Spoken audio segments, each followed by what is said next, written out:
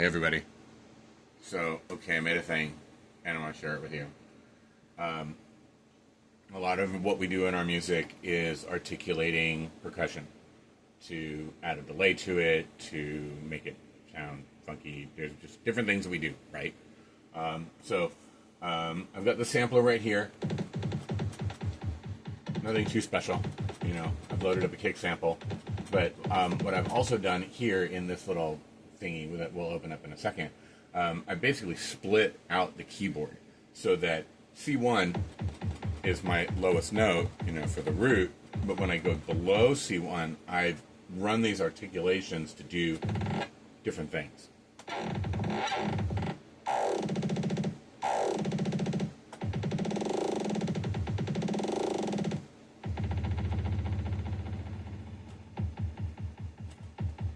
Delay line, reverse delay line.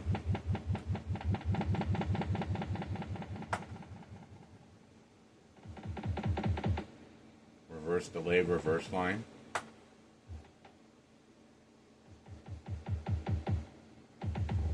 Now, this is running through glitch 2. Got this running through infiltrator. And then this one is running through cesium. And then I've got the same thing for the snare. Show you how this works. The meat of it is in this grid patch. So it's not too bad and too confusing, but just to give you a tour. Notes information comes in here, and these are a bunch of tests. So I'm testing all of the note information basically to say if the pitch is between C1 and B7, play it on MIDI channel 1. If it is any of these are now equal operators, C0, sharp 0, D0, sharp 0, E, F. They just go up. And so what I do instead is change the MIDI channel.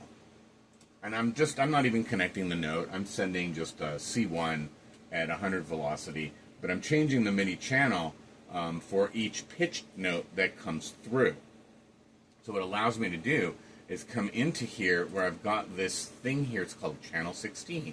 And channel 16 allows me to route each one of these, as you can see here, which one's running.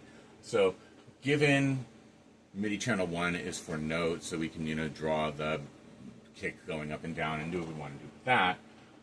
2 through 15 are now being able to use for different types of articulations. And if you get into one of these multi-effects like Glitch or the Sugar Beats, Artillery 2, Infiltrator, if you guys have one that comes to mind that you like to use, let me know, because I'm open to exploring. That being said, you can then assign, you know, I just used a regular delayed plus in here as well, just to see what the effects rack allows me to do. And I use the different incoming MIDI channels to toggle how the signal routes through this gizmo. So if you can kind of look right here. Dry signals I have in the beginning, things that are just operating off of the sampler. I started off small and I grew it out. And here's the delay forward, and then the delay reverse, so Raph can see it. I use this kilohertz reverser, and then I run that through the delay. And then the measure long one is kind of a reverser sandwich.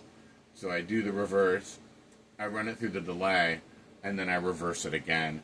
And the settings for the reversers are different. This is, you know, sampling an eighth note at a time.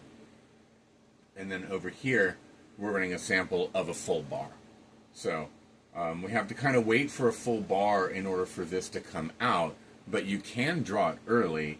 And it saves us a lot of time in just being able to say, oh, I kind of like this there, I like that here. No, I don't want to do this. I want to go back to, you know, just pitching the kick. And I can do the same thing here with the snare.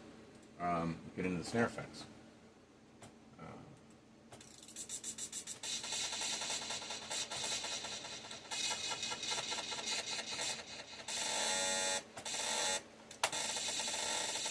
Kind of the same effects. And so we want to get into doing some other things with this, I'm open.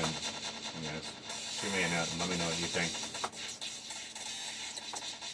And I'll just play for you. Play it here.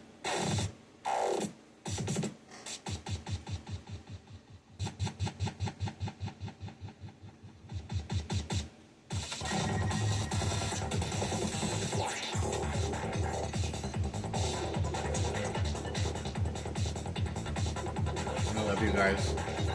See you soon.